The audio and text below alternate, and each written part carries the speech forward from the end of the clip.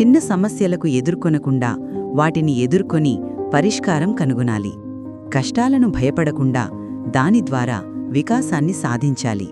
రోజువారీ ఉదాహరణ: ఉద్యోగంలో కొత్త పని అందినప్పుడు భయపడకుండా మార్గాలు అన్వేషించాలి.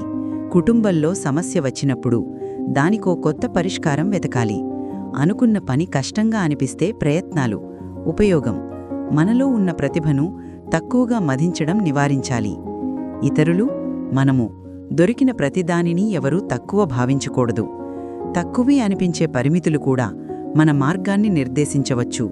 రోజువారీ ఉదాహరణ: విద్యలో మన లక్షణాలను గుర్తించి వాటిని అభివృద్ధిపరుచుకోవాలి. ఇతరులతో సమన్వయం, సహనం, నాయకత్వం నేర్చుకోవాలి. ప్రతి చిన్న విషయాన్ని గౌరవించాలి. శక్తిని ముఖ్యంగా చూడాలి. మంచిదారి చిట్టిగాడి కథ.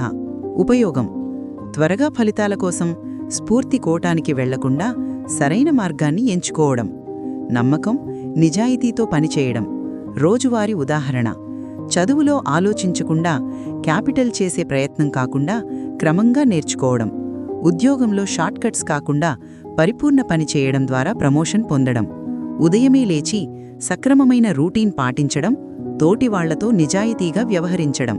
పట్టుదలతో విజయం.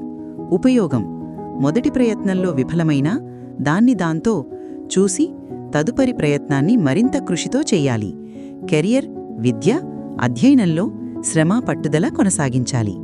రోజువారీ ఉదాహరణ: పరీక్షల్లో ఫెయిలైనా మళ్లీ కష్టపడాలి. ఉద్యోగంలో రిటర్న్లు లేని తరుణంలో కొత్త మార్గాలు వెతకాలి. బిజినెస్లో నష్టాలు వచ్చినా ఆటపాటుగా ఊరుకోకుండా అభివృద్ధి చేసింది పనిని ముందుకు నెట్టాలి. ఇంకా లైఫ్ మోటివేషన్ కోసం ప్లీజ్ లైక్ చేయండి. ఇంకా కావాలా? సబ్స్క్రైబ్ చేయండి.